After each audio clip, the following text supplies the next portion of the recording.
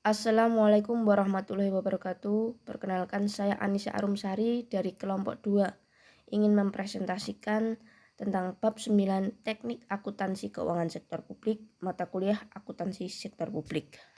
Kelompok 2 beranggotakan saya sendiri Anissa Arumsari dengan NIM 2021 SA 011 dan teman saya Yunita Sari dengan NIM 2021 SA 104. Baik. Lalu apa yang akan kita pelajari pada bab kali ini?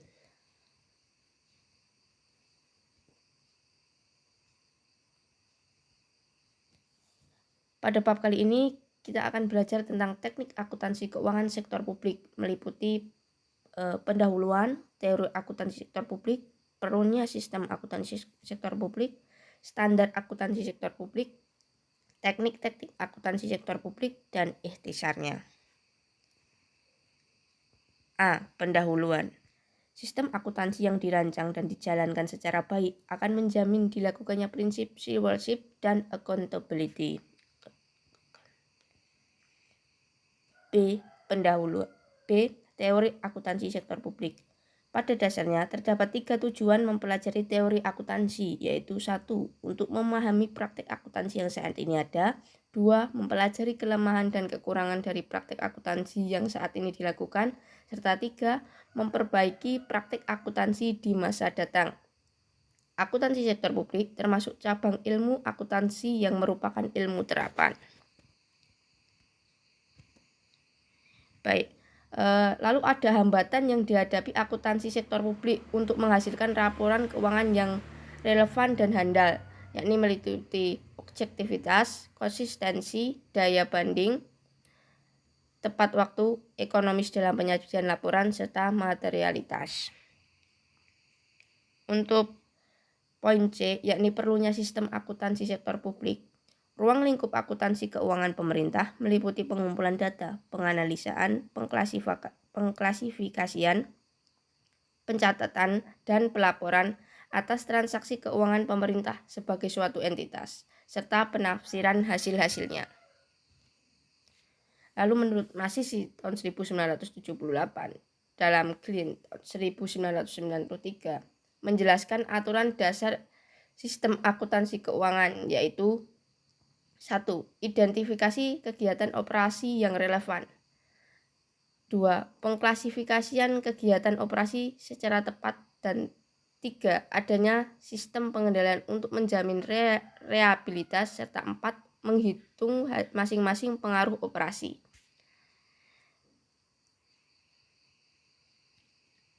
D. Standar akuntansi sektor publik.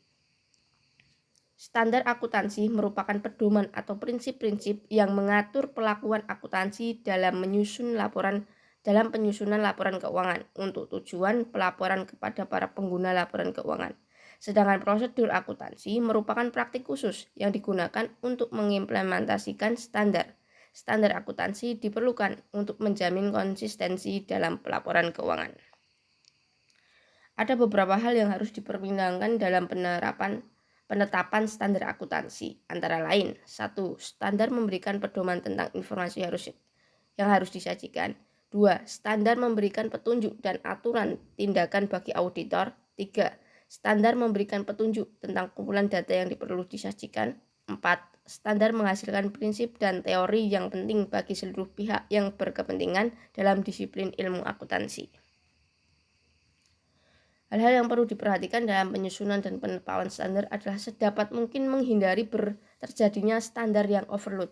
Standar yang overload terjadi ketika standar terlalu banyak, standar terlalu rumit, tidak ada standar yang tegas, standar mempunyai tujuan yang sifatnya umum, standar kurang spesifik, dan pengungkapan yang berlebihan, pengukuran yang terlalu kompleks, atau keduanya.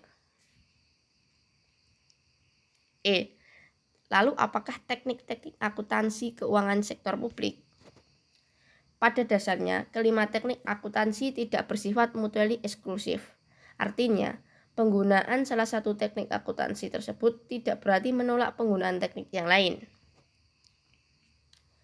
Di bawah ini ada beberapa teknik akuntansi keuangan yang dapat diadopsi oleh sektor publik, yakni 1. Akuntansi anggaran, 2. Akuntansi komitmen, 3. Akuntansi dana, 4. Akuntansi kas, dan 5. Akuntansi akrual. 1. Akuntansi anggaran. Akuntansi anggaran menyajikan jumlah yang dianggarkan dengan jumlah aktual secara berpasangan atau double entry. Tujuan utama teknik ini adalah untuk menekankan peran anggaran dalam siklus perencanaan, pengendalian, dan akuntabilitas. Salah satu kelemahan teknik akuntansi anggaran adalah terlalu kompleks. 2. Akuntansi komitmen. Akuntansi komitmen adalah sistem akuntansi yang mengakui transaksi dan mencatatnya pada satu order dikeluarkan. Tujuan utama akuntansi komitmen adalah untuk pengendalian anggaran. Akuntansi komitmen berfokus pada order yang dikeluarkan. 3. Akuntansi dana. Pada organisasi sektor publik, masalah utama yang dihadapi adalah pencarian sumber dana dan alokasi dana. Penggunaan akuntansi dana merupakan salah satu perbedaan utama antara akuntansi pemerintah dengan akuntansi bisnis. Sistem akuntansi dana dibuat untuk memastikan bahwa uang publik dibelanjakan untuk tujuan yang telah ditetapkan. Terdapat dua jenis dana yang digunakan dalam organisasi sektor publik, yakni 1. Dana yang dapat dibelanjakan atau expendable fund, dan 2. Dana yang tidak dapat dibelanjakan atau non-expendable fund. Selanjutnya 4. Akuntansi kas. Penerapan akuntansi kas, pendapatan dicatat pada saat kas diterima dan pengeluaran dicatat ketika kas dikeluarkan. Kelebihan akuntansi kas adalah mencerminkan pengeluaran yang aktual, real, dan objektif. Namun GAAP tidak menganjurkan pencatatan dengan dasar kas karena tidak dapat mencerminkan kinerja yang sesungguhnya. Dengan kas basis, tingkat efisiensi dan efektivitas suatu kegiatan, program, aktivitas tidak dapat diukur dengan baik. Selanjutnya 5. Akuntansi akrual. Akuntansi akrual dianggap lebih baik daripada akuntansi kas. Teknik berbasis akrual diyakini dapat menghasilkan laporan keuangan yang dapat dipercaya, lebih akurat, komprehensif, dan relevan untuk pengambilan keputusan ekonomi, sosial, dan politik. Pengaplikasian akrual basis dalam akuntansi sektor publik pada dasarnya adalah untuk menentukan cost of service dan charging for service, yaitu untuk mengetahui besarnya biaya yang dibutuhkan untuk menghasilkan pelayanan publik serta penentuan harga pelayanan yang dibebankan kepada publik. Perbedaan antara akuntansi berbasis kas dengan akrual dapat dilihat sebagai berikut, yakni basis kas. Penerimaan kas dikurangi pengeluaran kas adalah perubahan kas. Basis akrual, pendapatan atau income dikurangi biaya-biaya sama dengan rugi atau laba meliputi atau surplus atau defisit. Pendapatan yakni penerimaan kas selama satu periode akuntansi dikurangi saldo awal piutang ditambah saldo akhir piutang. Biaya yakni kas yang dibayarkan selama satu periode akuntansi dikurangi saldo awal utang ditambah saldo akhir utang. Single entry dan double entry. Single entry pada awalnya digunakan sebagai dasar pembukuan dengan alasan utama demi kemudahan dan kepraktisan. Seiring dengan tingginya tuntutan adanya transparansi dan akuntabilitas dalam pengelolaan keuangan organisasi sektor publik, perubahan dari sistem single entry menjadi double entry dipandang sebagai solusi yang mendesak untuk diterapkan. Sementara itu, pengaplikasian pencatatan transaksi dengan sistem double entry ditujukan untuk menghasilkan laporan keuangan yang auditable dan traceable. F. Ikhtisar. Fokus akuntansi keuangan sektor publik adalah pemberian laporan keuangan kepada pihak eksternal organisasi.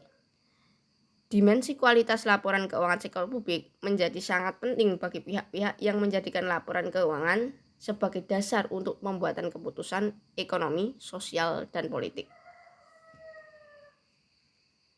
Baik, demikian presentasi dari kelompok kami. Apabila banyak kekeliruan dalam penyampaian, kami mohon maaf. Semoga teman-teman dapat belajar bersama. Apabila banyak kekurangan dan salah kata, kami mohon maaf. Wassalamualaikum warahmatullahi wabarakatuh.